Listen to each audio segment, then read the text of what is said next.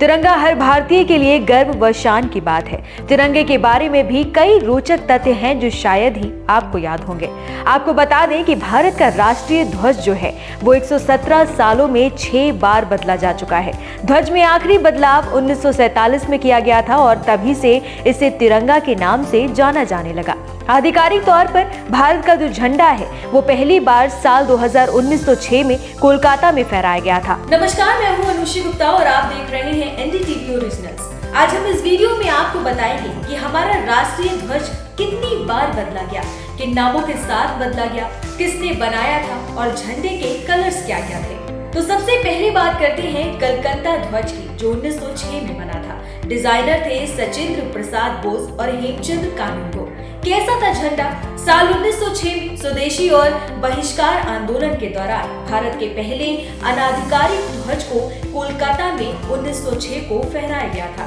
इसमें हरा, पीला और लाल रंग की 3 क्षैतिज पट्टियां थी।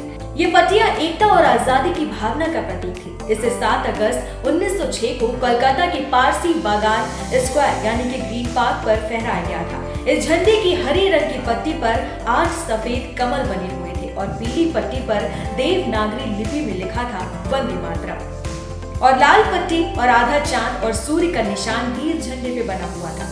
अब बात करते हैं दूसरे झंडे की, बर्लिन कमेटी फ्लैग 1960। डिजाइनर थे भिकाजी कामा।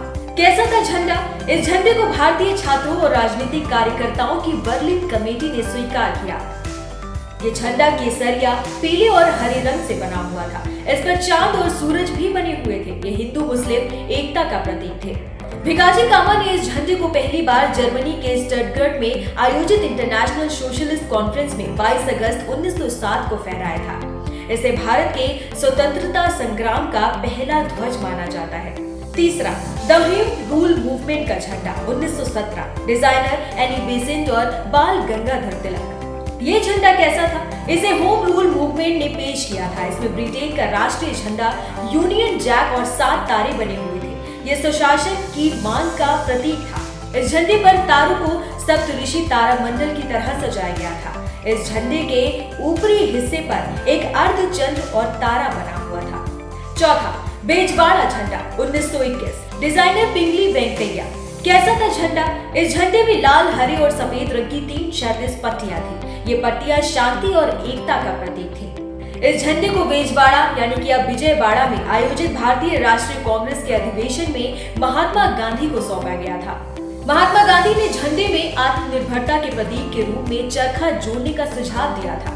पांचवा, स्वराज का झंडा 1931। डिजाइनर पिंगली वेंकैया। कैसा था झंडा? इस झंडे के बीच में चरखा बना हुआ था। यह आत्मनिर्भरता और स्वदेशी आंदोलन का प्रतीक है। भारतीय राष्ट्रीय कांग्रेस ने इसे अपने आधारित झंडे के रूप में भी स्वीकार किया था। इसे 31 अगस्त 1931 को स्वीकार किया गया था।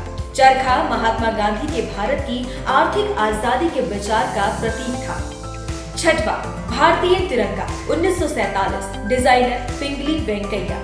ये केसरिया, सफेद और हरे रंग की 3 क्षैतिज पट्टियों से बना था। इसके बीच में अशोक चक्र बना हुआ था।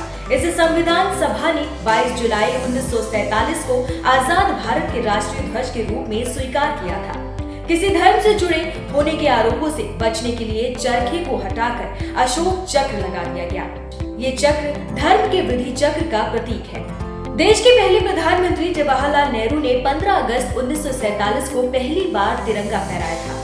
आपको बता दें कि साल 1921 में जब कांग्रेस कमेटी की विजयवाड़ा सभा में एक व्यक्ति ने महात्मा गांधी जी को झंडा दिया था, तब उस झंडे में सिर्फ 2 रंग थे, एक हरा और एक लाल रंग, जिसमें हरा मुसलमानों का प्रतीक था तो वहीं लाल रंग हिंदुओं का प्रतीक था।